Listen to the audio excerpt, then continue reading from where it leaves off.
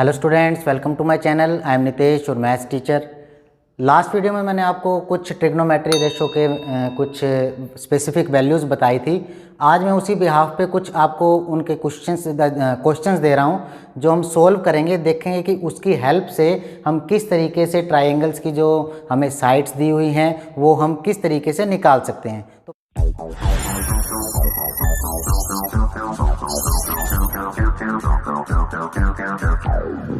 तो पहला जो एग्जांपल है उसमें आपको दिया गया है कि a triangle A B C right angled at B and side A B is 5 centimetre and angle C is equal to 30 degree and you have to find the value of B C and A C. So let's get started. हम सबसे पहले क्या करेंगे, अगर आपको ध्यान हो, आपने मेरी लास्ट वीडियो देखी हो तो मैंने उसमें आपको एक फॉर्मूला बताया था। सबसे पहले साइन, कोस और टेंजेंट निकालने का। वो क्या था? पी बी पी और डिवाइड में एच एच बी। ठीक है, अगर आपको ध्यान हो मैंने आपको बताया था इसको याद करने का तरीका। पंडित बद्री प्रसाद हर हर भोले, इस तरीके से आप इसको याद कर सकते हैं। तो अब आप चेक कीजिए आपको निकालना क्या क्या है और आपके पास है क्या क्या। अब सबसे पहले आपके पास तीन चीज़ें होती हैं राइट एंगल ट्राइंगल में। क्या क्या? एक तो हाइपोटेन्यूज, एक परपेंडिकुलर और तीसरा होता है बेस। बेस निकालना भी मैंने आपको बताया था। बेस कौन सा होगा? जो हमें थीटा गिवन होगा वो होगा उसके लगता हुआ, जो उसके साथ जो अटैच होगी साइड वो होगा बेस, और उसके जो सामने होगी वो क्या होगी? परपेंडिकुलर। यानी कि इसके सामने क्या है? ये ए बी। तो ए बी क्या है? परपेंडिकुलर। जो इसके साथ में लगी हुई है वो क्या है? B C. और बड़े वाली साइड आपको पता ही है 90 के सामने वाली वो क्या होती है? हाइपोटेन्यूज। तो मेरे पास तीनों साइड्स तो हमें पता चल गई हैं। हाइपोटेन्यूज कौन सा है? ए सी। परपेंडिकुलर कौन सा है? A B. और बी सी क्या है? आपका बेस। ठीक है, अब निकालना क्या है आपको? आपको निकालना है बी सी और ए सी। गिवन क्या क्या है? 30 डिग्री। अब मैं ये चेक करूंगा कि कौन सी वैल्यू। अब देखिए आपको परपेंडिकुलर गिवन है, यानी कि ये परपेंडिकुलर। ठीक है, तो आप परपेंडिकुलर अपॉन हाइपोटेन्यूज, ये क्या होता है? साइन। साइन होता है ये। तो साइन जब मैं करूंगा साइन थीटा, ठीक है, तो साइन थीटा जब मैं करूंगा ये किसके इक्वल आएगा? Perpendicular upon hypotenuse. इस तरीके से निकाल सकते हो। या दूसरा मेथड क्या है? Perpendicular upon base. ये क्या होता था? टेंजेंट। ठीक है, तो किसी से भी आप निकाल सकते हो। तो मैं इसको टेंजेंट थीटा से करूंगा, थोड़ा आसान रहेगा। तो इसको मैं स्टार्ट करता हूं। सबसे पहले आपको क्या गिवन है? 30 डिग्री। तो मैंने आपको बताया कि टेंजेंट 30 किसके इक्वल होगा? Perpendicular upon base. परपेंडिकुलर क्या है? A B. और बेस क्या है? B C. ठीक है, ये आप कर लोगे। अब मैंने आपको वैल्यूज़ बताई थी लास्ट वीडियो में। वो उस जो पूरे चार्ट को आप जब भी ये क्वेश्चंस करें उसको बना लें पूरा, उसके बाद ये क्वेश्चन सोल्व करना स्टार्ट करें। ठीक है, तो टेंजेंट 30 की जो वैल्यू होती है वो होती है 1/√3 is equal to A B upon B C. A B की क्या वैल्यू है? हमें गिवन है 5 सेंटीमीटर एंड बी सी हमें निकालना है। ठीक है, तो मैं अब इसकी क्रॉस मल्टीप्लिकेशन कर देता हूं। तो क्रॉस मल्टीप्लाई करवाने के बाद बी सी की क्या वैल्यू आएगी? 5/√3 सेंटीमीटर लूंगा, क्योंकि हमें यूनिट किस चीज़ में गिवन है? सेंटीमीटर में गिवन है। तो बी सी की क्या वैल्यू आई? 5/√3। तो ये तो क्या है आपका? B C. अब मुझे क्या निकालना है? हाइपोटेन्यूज। अब हाइपोटेन्यूज निकालने के लिए आप साइन थीटा की वैल्यू ले सकते हो। Sine 30 is equal to perpendicular upon hypotenuse. Perpendicular आपको गिवन है। ठीक है, ये इसको तरीका है। दूसरा, आप बेस अपॉन हाइपोटेन्यूज, बेस भी निकाल चुके हो। तो इसको करने के कई मेथड हैं, आप कोई भी अप्लाई कर सकते हो। ठीक है, तो चलिए मैं अब करता हूँ। इसके बाद मैंने क्या लिया? Perpendicular upon hypotenuse. तो ये था मेरा साइन। नाउ लिखूंगा मैं, now sine 30 degree is equal to किसके इक्वल आएगा? Perpendicular upon hypotenuse. परपेंडिकुलर क्या है? A B. और हाइपोटेन्यूज क्या है? ए सी। फटाफट से इनकी वैल्यू लिख लूंगा। अगर आपको याद ना हो तो फटाफट से चार्ट में देखिए, उस चार्ट को बनाइए, फिर उसमें चेक कीजिए क्या वैल्यू आएगी। तो साइन 30 की वैल्यू आएगी 1/2। ठीक है, A B upon A C. A B की क्या वैल्यू आपको गिवन है? 5। और AC की ये हमें फाइंड आउट करनी है। अब मैं फिर से क्या करूँगा, क्रॉस मल्टीप्लाई करूँगा। तो क्रॉस मल्टीप्लाई करवाने के बाद AC is equal to 5 multiply 2 that will equal to 10 centimetre. ठीक है, तो इस तरीके से आप इनकी वैल्यूज़ फाइंड आउट कर सकते हो। चलिए नेक्स्ट एग्जाम्पल देखते हैं इसका कि नेक्स्ट एग्जाम्पल क्या है। So this is your next example, जिसके अंदर आपको दिया गया कि PQR is a right angle triangle, right angled eight Q and PQ is 3 cm and PR is 6 cm and you have to find the angle 1 and angle 2।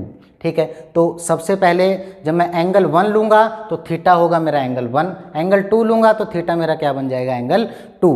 तो उसी के according हम करेंगे। तो सबसे पहले तो हम ये चेक करेंगे कि हमें परपेंडिकुलर गिवन कौन सा है, बेस कौन सा है, हाइपोटेन्यूज कौन सा है। तो सबसे पहले परपेंडिकुलर आपको, अगर मैं एंगल 2 लूँगा, एंगल 2 के लिए बेस कौन सा होगा, QR। ठीक है, मैं आपको यहाँ बता देता हूँ, फॉर एंगल 2 बेस क्या होगा, QR। ये आपको मैं निकालना पहले बता चुका हूँ। इसके बाद एंगल 1, एंगल 1 अगर लूँगा तो वहाँ पर मेरा बेस क्या हो जाएगा, PQ। ठीक है, तो यहाँ मेरा परपेंडिकुलर क्या हो जाएगा, परपेंडिकुलर हो जाएगा मेरा PQ। ठीक है, अब आप सबसे पहले वो वैल्यूज़ निकालिए, कौन सी, PBP HHB।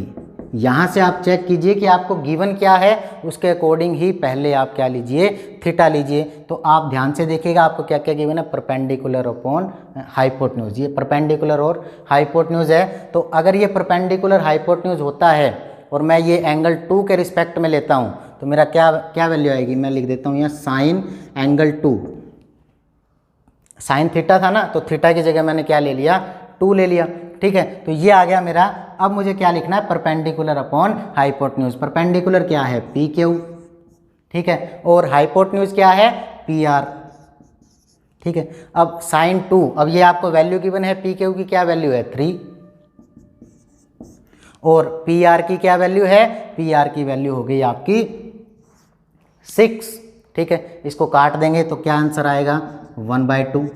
ठीक है, तो sine angle 2 is equal to 1/2। अब आपको ये चेक करना है कि साइन थीटा की वैल्यू 1/2 कौन से एंगल पे होती थी। तो आप फटाफट से उस टेबल में देखेंगे, उसमें अगर आप चेक करोगे तो साइन 30 क्या होता है, 1/2। तो ये क्या बन जाएगा आपका, sine angle 2 is equal to sine 30 degree. ठीक है, तो ये साइन से साइन कैंसिल हो जाएगा, तो एंगल 2 की क्या वैल्यू आएगी, 30 डिग्री। ठीक है, इस तरीके से आप इसको निकाल सकते हो। तो इसके बाद अब हम वैल्यू निकालेंगे एंगल 1 की। एंगल 1 की वैल्यू निकालने के लिए इसके 2 तरीके हैं आपके पास। एक तो है एंगल सम प्रॉपर्टी, यानी कि sum of all angles of a triangle are 180 degree. आपके पास ये 90 है, आपके पास ये एंगल निकाल चुके हो, तो लास्ट वाला एंगल आप बड़े आसानी से निकाल सकते हो। बट हमारा चैप्टर चल रहा है ट्रिग्नोमेट्री, तो हम इसको निकालेंगे ट्रिग्नोमेट्री ही मेथड से। ठीक है, तो आपके पास अब मैंने ले लिया एंगल 1। ठीक है, एंगल 1 लिया, तो एंगल 1 के लिए, जो एंगल 1 है इसके लिए बेस कौन सा होगा, ये वाला होगा, ये परपेंडिकुलर होगा। ठीक है, क्योंकि मैंने आपको क्या बताया कि थीटा के सामने वाला क्या होता है, परपेंडिकुलर, और थीटा के साथ में जो साइड लगती है वो एक होती है हाइपोटेन्यूज और एक होती है बेस। ठीक है, तो एंगल 1 के लिए बेस क्या आ जाएगा, एंगल 1 के लिए बेस आ जाएगा आपका PQ। अब PQ क्या हो गया, for angle 2 PQ is base and PR, ये तो सेम ही होता है दोनों में, इसको तो हमें चेंज करने की ज़रूरत है ही नहीं, हाइपोटेन्यूज। ठीक है, अब आपको ये चेक करना है कि बेस और हाइपोटेन्यूज हमारी किस रेशो में होती थी। देखिए ध्यान से, PBP HHB, इसको ध्यान से, इसको बड़े ध्यान से समझिए, इसको याद कीजिए बार बार। तो base upon hypotenuse, base upon hypotenuse क्या होता था, ये होता था मेरा कोस थीटा।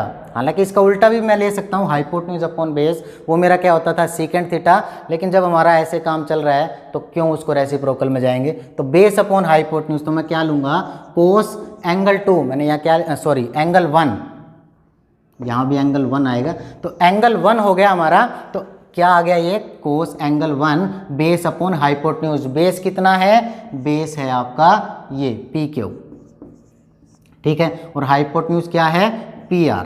इन दोनों की वैल्यू पुट कर देंगे तो कोस एंगल 1 इक्वल टू क्या हो जाएगा, वही वैल्यू आएगी 3/6, ठीक है, विच विल इक्वल टू 1/2।